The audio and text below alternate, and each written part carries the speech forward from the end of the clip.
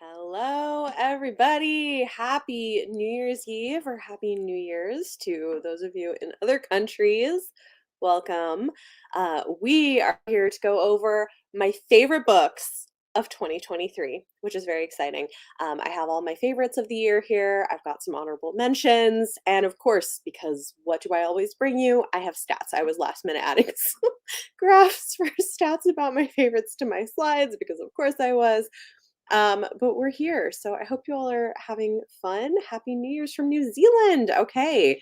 Yes, New Year's Day there. Hello, welcome. I hope everybody's doing great.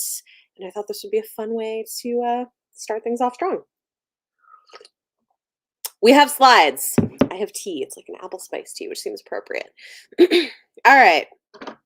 First up, I've got some honorable mentions. How long is the video? I don't know, probably an hour. We'll see. We'll see. Maybe I'll get through it faster than that. Happy New Year. Honorable mentions. I've got 3 pages of these. These are books that didn't quite get 6 stars, which is what I give to a favorite of the year, but they were really close. They were high up there, and I want to mention them because I thought they were fantastic. The first one is the only 2024 release, I think, on this list, The Invocations by Crystal Sutherland. This is coming out in January, so not very long, but I had an early copy. And I loved it. I thought it was really good. It's a mix of witchy fantasy, it's queer, it's got a serial killer murder mystery, but magical. Really loved it. Messy girls. I thought this was great. I think it's going to be a crowd pleaser. Yes, I love the cover too. Mammoths at the Gates by Niveau, I think is my favorite book in this series. And I love the entire series, but this one I just thought handled so well grief, losing a loved one, but then also what it's like to go to a childhood home when you've grown and changed and you're not the same person anymore. This is a fantasy novella series. They're all wonderful, but this I think might be my favorite. And then Curves for Days by Laura Mower is one of my favorite romances that I read this year. A really fantastic plus size romance that is like really about the emotional journey of the characters. One of the most truly romantic or swoon-worthy romances that I read this year, where I was really rooting for the characters to be together, and I loved the representation in this. I thought it was great. Very much a fan. Happy New Year. Thank you. Yes, I like the 6 stars. It was helpful for me because I was like, well, I know some people treat a 5 star as like they hardly ever give them out, and I didn't want to do that. So I just made my own thing. All right. Then we have Kushiel's Dart by Jacqueline Carey. This was such a pleasant surprise. I had this on my list of things to maybe pick up at some point for a long time, and I finally did it as part of a reading vlog this summer, and I loved it. I had such a good time with this. I do want to continue on with the original trilogy at least in the new year. I do think it's good that I read it at this point in my life. I don't think I would have liked it as much earlier, but I think it's doing some really interesting things looking with at like religion and sexuality, and I don't know, like it was just and it's very character driven. I loved it. It was great. The Center by Aisha Manazir Siddiqui. Love this. It's a gothic horror, I would say literary gothic horror, and I feel like people who liked what Babel was trying to do but want something that in my opinion is better written with better character work, I think this is a great option, but it is, yes, it is indeed wild. It's got some interesting twists. I am a fan of it. I'm so interested because in January, we're doing the live stream over on Mara's channel for the 3 books that I picked for her TBR. We had done the one where she picked for me like a month ago, and this is one of the books on that list. So I'm really interested to see how she does with it and what she thinks. That should be interesting. And then Silver Nitrate by Sylvia Moreno Garcia. I feel like her books are always a hit for me. This one is not one of my favorites from her, but I did really like it a lot. It's interesting. It's horror set in partly the 90s, but also with callbacks to like 1940s Nazi occultism, but in Mexico. It's very interesting. Did like Babel too, though. Yeah, I mean, and if you, yeah, a lot of people did. Okay, last slide for honorable mentions. Last Night at the Telegraph Club by Melinda Lowe. This was so good. I see why it won so many awards. I am usually a pretty hard sell on historical fiction, especially a YA historical fiction, but this was just perfect. It's set during the time of the Red Scare in San Francisco, following a Asian American teenage girl. It's a coming of age story, and it's sapphic, so she's also coming to recognize that she is not straight, and it's got a romantic subplot in it that I thought was excellent. I just thought everything about this was so good, and I really want to read more. I know there's another book set in, I think, the 90s that Melinda Lowe wrote too that I want to pick up. Um, The Alchemy of Moonlight by David Ferrero. This one, I'm like, it's so close to being a 6 star. I'm like, maybe is it? I don't know. It's like right there. This was so good. This is a YA queer paranormal retelling of The Mysteries of Udolpho, which is a classic gothic romance, like gothic horror romance. And I just think it's such a good retelling. I feel like it's a little obscure. A lot of people haven't read Mysteries of Udolpho. If you have read it though, it's such a good retelling. I love it, and I love what it did. The ending, it everything. It I can't I won't spoil it, but absolutely loved this. Hi Jill. Hi Lisa. Welcome. You're all right. We're just on honorable mentions. You can always go back and watch it. And then lastly, I had to put this on here just because I've been flying through this series this year and loving it. But Yona of the Dawn by Mizuho Kusanagi. This is a manga series that I just read volume 10. So like absolutely love these. I would like to catch up on them and read all of them. So I'm slowly working my way through them. But this is a political fantasy romance series, and I love it. It's so good. See, live in San Francisco. Oh, that would be a really interesting experience. I do think it's interesting sometimes reading a book that things actually happen in, for sure. I mean, I guess living in New York, I got a lot of that, but yeah. Hello, welcome, Emily. All right, so those are all of my honorable mentions. Before we move into my favorites, I have some stats about my favorites because I think this is interesting to look at. So this year, 24 of the books that I read got 6 stars, which is a favorite of the year. And this year is my highest reading year that I've had. I wonder if it's because I got into manga this year. I feel like that's probably what's boosting those numbers, to be honest. So 448 books this year, 5% of those made favorites of the year. I feel like it's gotta be manga because I'm betting I've read about 50 volumes of manga this year, and I would not be surprised if that is what is making those numbers higher than usual. Because usually I'm right around 400. Okay. So, how many of the books that made my favorites list were for review? It looks like this year about 42% of them were books I had for review, which tracks because usually around 50% of the books that I read are for review. So, the fact that 40% of the things that make my favorites list also come from there, it's not surprising. In terms of genre, this surprised me a little bit just because it's more of a range of things than I normally would expect. My two heavy, like, by heavy hitters in genre are fantasy and horror, which were both 20.8% of the books that made my favorites list. So horror, I feel like, has become more and more a favorite genre for me, but sci-fi is right up there too at 16.7%, alongside contemporary romance at 16.7%. I guess if we add it together, speculative plus contemporary, you could say that romance is my highest genre, because we had 8% speculative, 16.7. So, what is that? Like 25% was romance. So I guess romance was this is unsurprising then, right? So I guess this means that altogether 17% of my favorites were outside of my favorite genres, which is sci-fi, fantasy, romance, horror. I guess that's not too surprising. I started off saying it was, maybe it's not. So I've also got 8% thrillers. That's interesting. A little history and biography and a contemporary.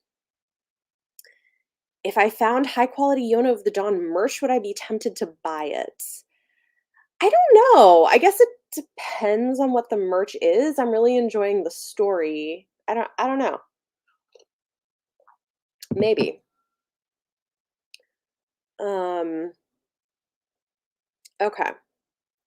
So in terms of age categories, predominantly adult, not surprising. I read predominantly adult. So 75% of my favorites this year were for an adult audience. 20.8% were YA, and then I have one middle grade that snuck in there. So this tracks with my general reading. Started dipping your toes in horror this year. Oh, that's great. I've really been enjoying horror. The publishers, this was also interesting. My biggest one was Macmillan at 20%. They're usually one of my biggest ones, but we have kind of a wide range, including some indie press, some smaller publishers. Yeah, like this was an interesting year in terms of where my favorites were coming from. And then looking at gender, this is also like I think a little bit of a change from what's typical.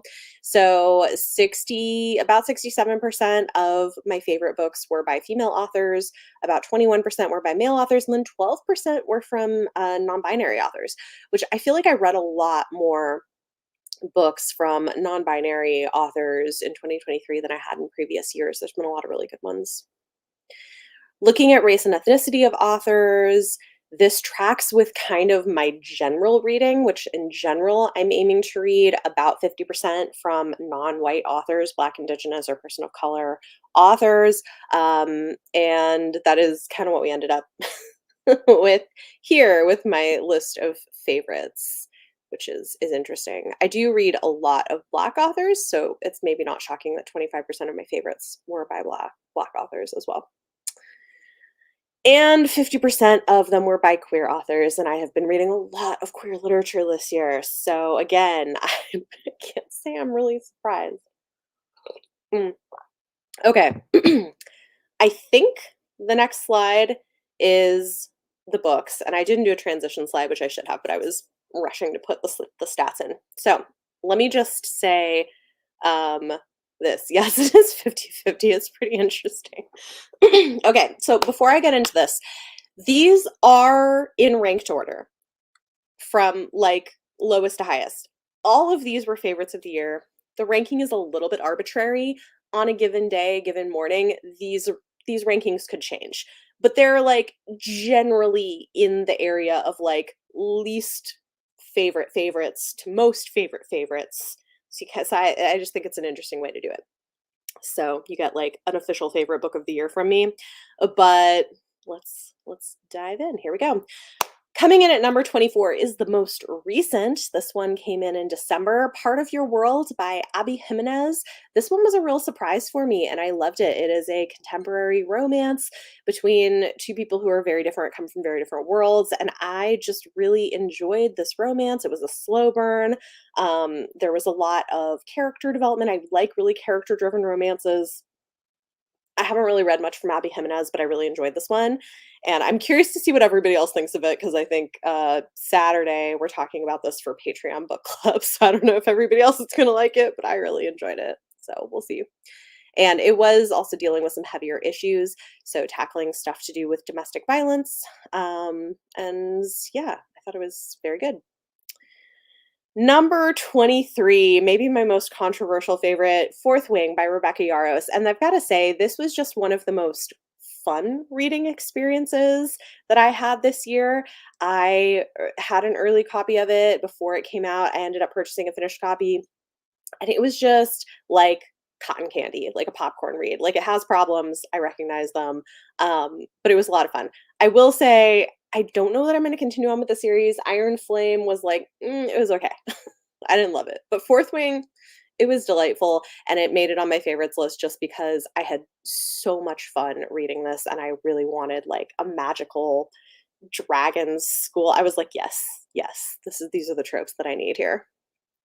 Number 22 is Wild Seed by Octavia Butler. I really enjoy Octavia Butler. There are two books by her that I read this year that both ended up on my favorites list. I actually think this is maybe the third year in a row that an Octavia Butler book has made this list. She doesn't miss for me. Her books are always just so fascinating. I feel like the way her brain worked was really interesting. Wild Seed was not what I expected. It's science fiction, but set in the past, so sort of revisionist history in this interesting way. I don't know. It's an interesting one. We read it for book club and not everybody loved it, but it was fun. Um, Number 21 is my one middle grade book. This is The Girl Who Drank the Moon by Kelly Barnhill. And I loved this. I had avoided reading it for such a long time, and I don't really know why. And pay patrons got me to read this one for a reading vlog, and I loved it. I was so enthralled. I cried. I just it was so beautiful, and it's written for children, but I feel like the actual prose is so lovely. You can see why it's an award winner. You can see why so many adults love it as well. And it's got magic and mythical elements to it. It was great. Fourth Wing was also one of your favorites. Basic. It's okay. You know, we all have our authors we're basic about. It's all right.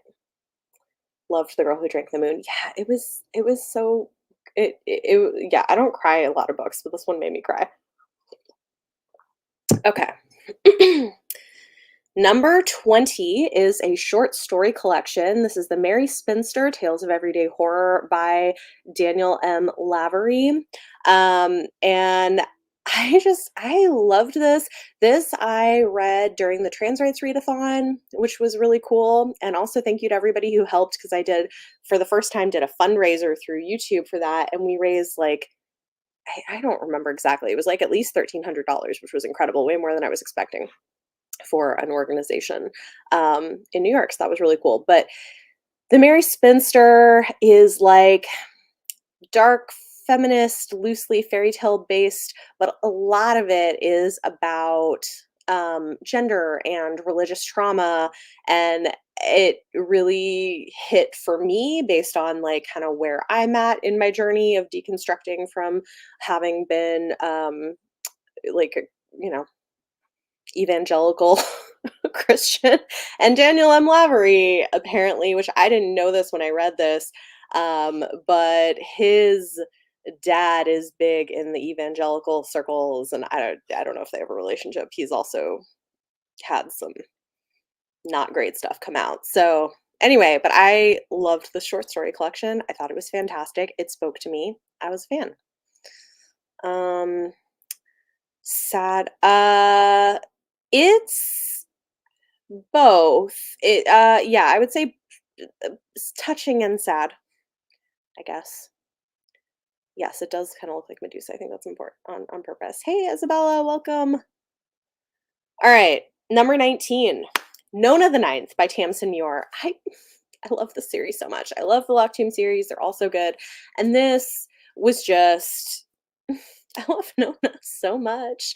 I feel like this was not everybody's favorite book in the series. I think they're all so smart and so different in certain ways, but also similar in other ways.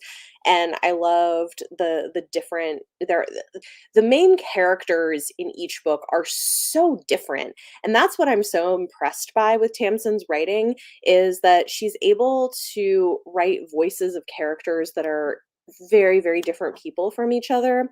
Gideon, I loved. Gideon's book was first. We're in Gideon's head. Loved that. Book two is Harrow. I didn't love it as much because I don't love being in Harrow's head, but it's so very different. And the Nona is a whole different person. Anyway, I think Tamsin Muir is kind of a brilliant writer, and I love this. Yes, the Locked Tomb series does have a lot of body horror. It is sci-fi, horror, fantasy, mystery blend. It's fun. I love it. Yes, read it. Read the series. It's so good. The School and the Kids. I know. I love Nona. I love Nona so much. It's so good. All right. Mm. It is an interesting blend. All right. Number 18 is my one nonfiction this year, How the Word is Passed, A Reckoning with the History of Slavery Across America by Clint Smith. And this was also a book club pick for November. So we had a few of those. You know what I didn't do is go through and look how many books that made it on my favorites list we read for Patreon book club, because I feel like there were a few of them. But this was one of them, or things that patrons made me read for vlogs, because there were a few of the anyway, it's been a good month for that. This was it incredible. I've read quite a bit in this subgenre of like race stuff in America, and this book did something very different in a way that I think was so effective, in that it's a series of chapters centered on a different location. And so it makes it feel really grounded in reality, because each chapter is focused on a place, and then the history of that place and the current state of that place, and then Clint Smith's reactions to visiting that place. And I learned things that I did not know before. It was wonderful. So I highly recommend this book to everybody. I think it's just also a really accessible book to read, and the writing is lovely. I think he wrote poetry before he wrote nonfiction, and that's probably why the prose flows so well. I think it's great. Number 17 is another horror book. This is The Honeys by Ryan LaSala. It's YA horror, and I loved this. It's really interesting. It's following a trans non-binary teenager whose sister died under mysterious circumstances, and so they decide to go to the summer camp where she had been before she died, and infiltrate the group of girls that she was besties with. But it's horror, it's got like weird twists and turns, and it was great. I loved this. Fantastic. Also, if you get the chance to listen to the audiobook, it's really cool because it's produced with sound effects. So like bees buzzing or like walking through the woods. It's really cool. Yes, it is about a trans non-binary teenager. Um, really liked it. And I also think this does a really good job of tackling the ways that culturally masculinity is expected to be performed, and the impact of that. It was great. Really good. All right. Number 16, The Lesbiana's Guide to Catholic School by why can't I see her name? Sonora Reyes. I remember it. Sonora Reyes. Um, Whew, this was really good. It's a YA contemporary book. Again, I can see why it won so many awards. It's a coming of age story about a closeted lesbian growing up in a conservative Catholic family in the South. And it is, I would say the ending is hopeful, but it's rough. It deals with, you know, honestly why it's still not safe for a lot of teenagers to be out, depending on where they live and what families they have. And it's got a romantic subplot to it. This was very good. This also made me cry. It was really good. A lot of times I feel like if a book can make me cry, it ends up on my favorites list, just because it happens pretty rarely. But definitely worth a read. Number 15 is Sea of Tranquility by Emily St. John Mandel. I loved this. It was so beautiful. This is a literary take on science fiction, and this is part of why um, two more of her books are on my challenge TBR for 2024, because I really want to read Station 11 and Glass Hotel, which are set in the same universe as Sea of Tranquility. This was so interesting to read too, because she wrote it, I think, during the pandemic, and it's got that integrated into it in a way that was kind of cathartic. It was beautiful. The prose is beautiful. It's really thoughtful. It's interesting. I loved this. I want to read more from her. Yes, pick Lesbiana's Guide back down. It's fantastic. It is rough going, so be in a good mental state, but like the ending is hopeful. So number 14, The Golden Fool by Robin Hobb. Um, Unpopular choice for being my favorite book in the Tawny Man trilogy, apparently. But I loved this. This was everything I love from Robin Hobb. We were mostly in one place. It was very character focused. It was very twisty. We were getting a lot of character revelations and like interpersonal dynamics, and I was living for it. Yeah, very excited because I'm basically planning to do a series a year for Robin Hobb until I finish this whole universe. So starting in February, we're going to be reading The Inheritance, which is a short story cycle. And then in March, we're going to start the Rain Wild Chronicles. So, Rain Wild Chronicles will be my series for that. Yes, she is the author of Station 11. Number 13 is the other Octavia Butler book. This is Dawn. And this one is super weird and does some really interesting things exploring gender and sexuality. Sci-fi book with actual aliens, and it's post-apocalyptic, and I don't want to spoil things. It's weird, but it's fascinating, and I really want to continue the series, which is why the next two books in the series are also on my challenge TPR for 2024 because I want to keep going.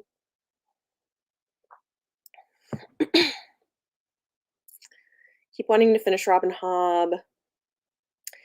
Uh, yes, she does have a lot of books, but they go in order. So, like, you can read, that's why I'm doing like one series a year until I finish that entire universe of books. Yes, they redid all the Octavia Butler um, covers recently, and I like them. Number 12 is Warrior Girl Unearthed by Angeline Boulley, author of The Firekeeper's Daughter. And this is a companion novel. It is set 10 years in the future, featuring a character who was a kid in Firekeeper's Daughter and is now 16 years old. One thing that is kind of fun is the main character from the first book, we see her now as a woman in her 20s who's a mom, and I think that that is kind of cool to get a peek at her life differently. But this was so good. It is this really interesting blend of like a contemporary coming of age story with a heist element that's also educating and exploring a lot around the laws in terms of returning of ancestral remains and spiritual artifacts to indigenous people and how difficult it is. And it's really good. I learned a lot. It was great. I loved it. And yes, the cover art for this is stunning, and it has a lot of really great details in it. I got to go to a book event for this actually with Angeline Boulley, which was really cool. It even has, if you notice, in one of the corners a red hand, which is the symbol for missing and murdered Indigenous women. So there's a lot of topics that are explored here, and it's fantastic. Hugely impressed by the Butler trilogy, but it does make you push your boundaries. Read them several years ago with less gender, et cetera, understanding than I have now. Yeah, no, that makes a lot of sense. I feel like she's always pushing boundaries and wants to make people uncomfortable, but she makes you think and she does it intentionally. And I love that. Yes, pick it up. We're getting through this faster than I thought, which is kind of great, honestly. Number 11. Oh, this was so cute. Oh my god. If You'll Have Me by Uni. I've been shouting about this all year. This is the most adorable graphic novel. It is upper YA sapphic romance. So, first year of college, we have a shy, introverted, bookish black girl who's crushing really hard on this like tall Asian hottie who seduces all the ladies on campus, and they have like a friends to lovers romance. I'm like, oh my god, this was like so cute. It's the most adorable thing ever. I love this so much. It's incredible. Yes, Angeline Boulley's books are not fantasy. They do give fantasy vibes, but they're definitely not fantasy. Yay! I'm so glad you have this. I hope you enjoy it. I just like I want to reread it. It just like it's like it oozes adorableness. It's so cute. Had to be on this list. Okay, we're about to hit the top 10 for the year. Coming in at number 10, one of the biggest surprises of the year, Yumi and the Nightmare Painter by Brandon Sanderson. I generally enjoy books from Brandon Sanderson, but they are rarely favorites for me. But I love this so much. This is a sci fi romance, a slow burn sci fi romance with really interesting world building and this just lovely, slow relationship that develops between these two characters who have never met in person and through because of reasons are like inhabiting each other's bodies at certain times and can communicate but no one else can see the other person and eventually you find out why. But I love this. It was so beautiful. And I know he said that it was inspired by a manga. I haven't read the manga series, but also the art in the book that I got was gorgeous. It was amazing. Oh, yay, congrats, you got the pretty copy of Yumi for Christmas. I love it. The artwork in this is really beautiful. Yay! I love that you read this too. Yes, there's definitely an anime kind of manga influence, and he does credit that in the notes at the end. Number 9 is The Fiancé Farce by Alexandria Belflor. I loved this. This was such a fun sapphic rom-com. I just think the premise was so good and this really worked for me. Um, there's a kind of introverted bookseller who is trying to get her family off her back about being single and so she makes up a fake girlfriend and names her after a romance cover model that she likes, and then she's at her cousin's wedding and who should come in but that cover model. So she's like, "Oh no, I'm so screwed." Except she goes along with it, and it turns out that the model is the heiress to this company, and to get her inheritance, she needs to get married. So there's like a fake relationship thing. Oh, it's so good. I loved this. It was great. Um, love the cover and not a pink person. Yeah, that's fair. I think it's lovely. It's great. Art on graphic novel I loved, reminds you of Moonstruck, similar vibe. I have wanted to read Moonstruck, yeah. Fantasy, YA, werewolf, bit of romance, that sounds fun.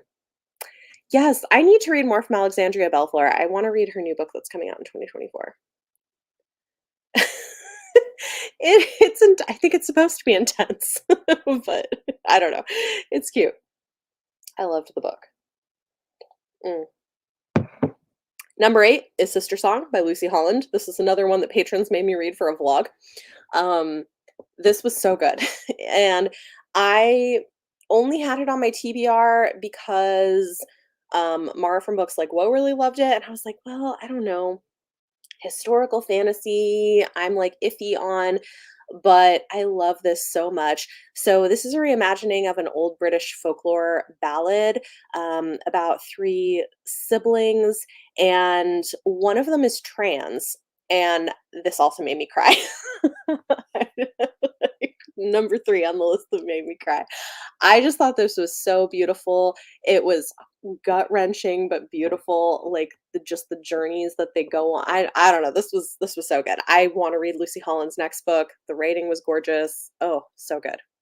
Yes. Yeah, I love the cover too. I like this cover a lot better than the other one. There's another cover with, like, people's faces on it, but I like this one better. And also, once you've read the book, it's a meaningful cover, and I love it. It's great. Yes. Read it in 2024. It's a really, really good one. Number 7 was another surprise. This is Outlaw Mage by K.S. Fioso. I was sent an early copy of this that took me forever to read. Okay, so normally a book that takes me forever to get through because it's like kind of dense, I'm not gonna love, but I loved this. It's like it took me a while because I couldn't read more than a few chapters at a time because there was just so much going on.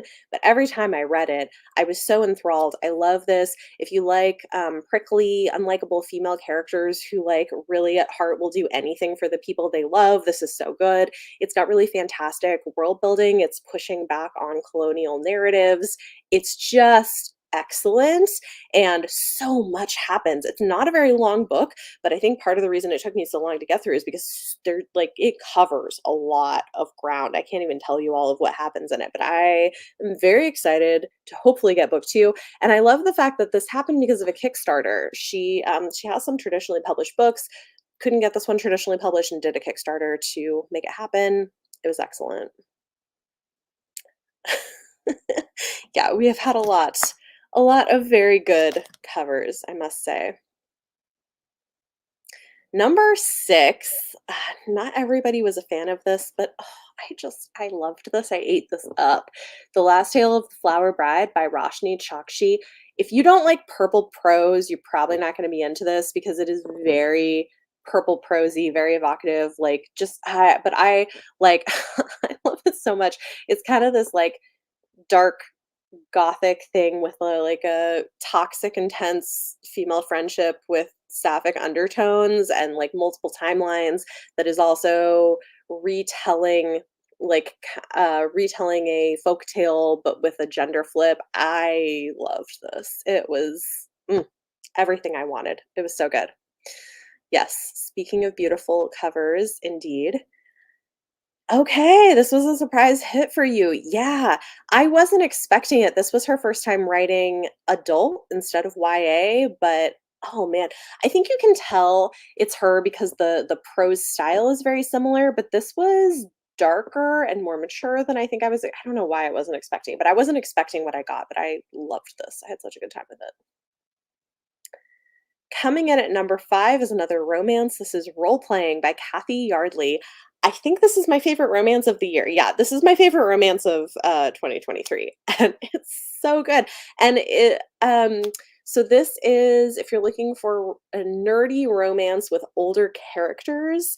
She is like in her late 30s or 40. No, she's in her 40s, I think, and he's 50, late 40s. I don't know. They're like 40s, 50s. She has an adult son that's going off to college, and they meet through an online RPG video game. And I love this a lot. It also has bisexual and demisexual rep with him, which is not something that you see a lot with male characters in romance. If you're looking for that, I think it's great. So it's very, very slow burn. I loved this. It made me very happy. It was wonderful. Number 4, the book that just couldn't leave me alone. This was not even originally a 6-star. It was one that I boosted up later on, and look at it, sitting in the number 4 spot for the year. They're Vicious Games by Joelle Wellington. Role playing, oh no, it's like a video game. They're playing, it's like a, like World of Warcraft type video game. No. Yeah. Yeah, online video game RPGs, thank you. So, but They're Vicious Games by Joelle Wellington. Y'all, this was so good. This is so good. I want to recommend this to everyone. So this is like Squid Game meets The Bachelor. It's so good. It's YA thriller that's social satire, and it goes really hard. I like it goes some places for YA, and I was like, I love that this is going there. The main character is a Black teen girl who her parents are working class, but she's grown up in a really privileged situation, and for reasons is put in a competition because she wants to win back her place at Yale and like secure a future for herself, but also they're fighting over a man, but it's vicious. It's so good. This was so good. So if that sounds appealing, highly recommend. I have not actually seen Squid Game, but I know enough about it to know that that's kind of like the thing. It's like if you mashed that and The Bachelor together, this is kind of what you would get. It's excellent.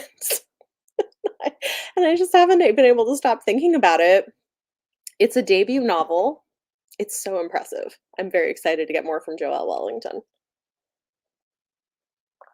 All right. Number 3 is Delicious Monsters by Lizelle Sambury. This is horror and YA, but upper YA. And Oh my god. I mean, as I always say, I am mutuals with Lizelle. So, like, take my review with a grain of salt, but I loved this. I've liked her other books, but I loved this. It was so good. It's got multiple timelines. It goes hard with some of the body horror, honestly. But there's mystery, there's hard-hitting topics that I think are handled with so much care. Uh, so good. So good. And I feel like everybody I've seen read it pretty much has loved this as well. So cannot recommend it enough. Maybe. The thing is, I don't watch a lot of television. So, and usually if I do, it's either just like silly or it's something my husband's also interested in watching and we watch very slowly. So I may at some point, but it's not like high on my list and I just don't watch I mean, this is how I read 400 books in a year. So I don't watch a lot of television. um, this is fair. Yes, there is body horror and delicious monsters. So if that is not for you, fair enough. Oh, interesting. As long as lemon trees grow. Okay, cool. Yeah, sometimes I like books that make me cry. I will say I don't often pick up books that I expect to make me cry, but I'm always impressed with books I pick up that do. But yeah, I appreciate the suggestion. Now body horror is a buzzword for you. So, yeah, go check it out. All right, number 2, and I debated between number 2 and number 1, like it could have been a toss up. Lone Women by Victor Lavelle. This was so good. I read this twice this year. I read it as an early copy in February with some friends as a buddy read, and that was such a good way to read it. And then I read it again for Patreon book club in October, and it was still just as good. This is incredibly layered. Um, and a little hard to talk too much about because I don't want to spoil anything, but it starts by following a young Black woman who is moving to the wilds of Montana after leaving behind her brutally dead parents and taking with her a mysterious heavy trunk. And it seems like every time the trunk opens, people die. And it's so good. There's so many layers to this, and it's so smart, and everything is just pitch perfect, in my opinion, in the way it's handled. It's surprising the way that it hits the plot beats is not when and how you're expecting it to hit them. Having read like so many of them, I love this so much. I think it's great. Yes, horror really has been hitting the sweet spot for me, honestly. Yes, this book also did provide great discussion on the book club. That was a really good discussion. So it was really fun to have another reason to talk to people about it and like kind of get people's thoughts on it. So it was great. And coming in at number 1, it's Camp Damascus by Chuck Tingle. Y'all, this was so good. Another horror, this one about religious trauma and queerness. So this I again can't say too much about it, but it is a horror novel involving a Christian conversion camp, like kind of Pray the Gay Way type conversion camp. Um and the way that this just nails so many things, so many like small specific things about evangelical Christianity, I just could not get over it and it's so good. So, highly recommend this one. Again, most people who've read it on my recommendation have also loved it. I think it's great. Um so what's interesting is Chuck Tingle, no, it is not his real name. He started out writing like queer erotica with like, dinosaurs and inanimate objects and stuff. Like he's a lot of books, and he doesn't show his face. He wears a cover. I actually went to an event with him, but he has now published 2 horror stories as well. I read both of them, and they're fantastic. And then has a third one coming out next year. So, but that's kind of how he blew up. This book kind of went off the rails at the end for you. Okay. Yeah, the writing is really good. I liked the way the ending went, but I can see how it might not work for everybody, but I thought it was I I can't okay, I can't talk about this without spoiling it, but I do have a spoilery vlog where I read this and discuss it, and I'll just say that the ending is really smart and intentional. Like, it's doing a thing, and I love it. Yes, totally wild erotica. I read a couple of them, and they are like, very interesting. But I don't know, he's so interesting. Yeah, the thing is too that I like about him because I went again, like I went to an event where it was like him and NK Jemisin talking for Camp Damascus, which I just oh my god, it was amazing. And something that he said that I thought was kind of cool is that the where some of the idea for writing those eroticas came from is that a common talking point back in the day when like there was a push to get gay marriage legalized. A common conservative talking point was like, well, if gay people want to get married, what are they going to want to marry next? Their toaster or like things like that, like random weird things. And so his thought was, well, what if they did want to marry their toaster? Who cares? Like love is love. And so like all the erotica spawned from that, which I'm like, that's I kind of love that. That's great. So it's really good. Based on favorites, do I have any books in mind that might end on my 2024 favorites list? It's hard to say for sure. I mean, I think if you look at some of my anticipated releases, I wouldn't be surprised we'll probably see more Octavia Butler. That seems to be a common theme. I'm excited to read the next Chuck Tingle book. That could be there. I don't know. I mean, I just never know for sure what's going to hit, and a lot of times some of the things that end up on here are different from year to year and are pretty surprising, but I'm pretty sure we'll probably have some Octavia Butler.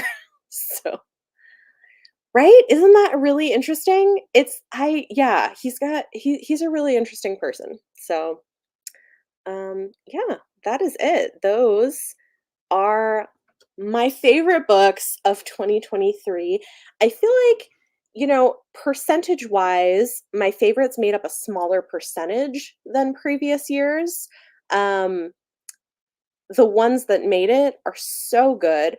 Overall, I don't feel like I loved as many books as I normally do, but there were still really a lot of fantastic books that I read. And I'm excited to kind of go into the new year and see how things go. So I feel like the best thing about favorites are the ones that surprise you. Yeah, I think that's true. I definitely had some big surprises here that I didn't anticipate. I know, less than an hour, 46 minutes. I feel like, okay, I'm pretty happy. My husband's like, what are we doing? I was like, well, I'm going to go live probably for like an hour and then we can, like, celebrate New Year's. Mm. So, yeah, it's been good. I've got to tell you, for the last day of reading, it's been highs and lows. I read a couple really good things. I also DNF'd something that I really didn't like. So you'll hear me talk about you'll hear me talk about that in my wrap up. And I was at like 79% when I DNF'd it. So yeah. This year there were a lot of meh books, like more than you. Yeah, there were. I think that's fair. I listened to so much audio. Yes. Okay, so this is a good question.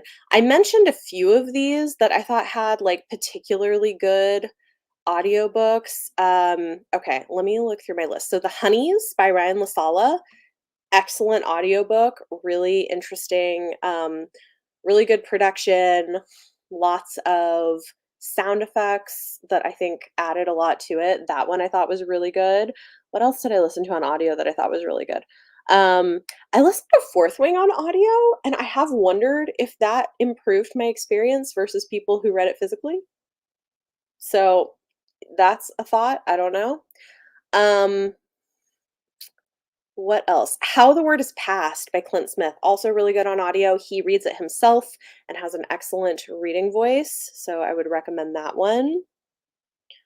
Um, and Sister Song by Lucy Holland. That one was also really good on audio. So, yeah, I think all of those were really good picks. Pick it up eventually. Okay. Still agonizing. I'm still in the middle of several things. So I'm just gonna try to like finish some of the books I'm already in the middle of. I think this is true. I do think a lot of lockdown books like books written during the pandemic hit the shelves in 2023, and I do think you can see that. I agree.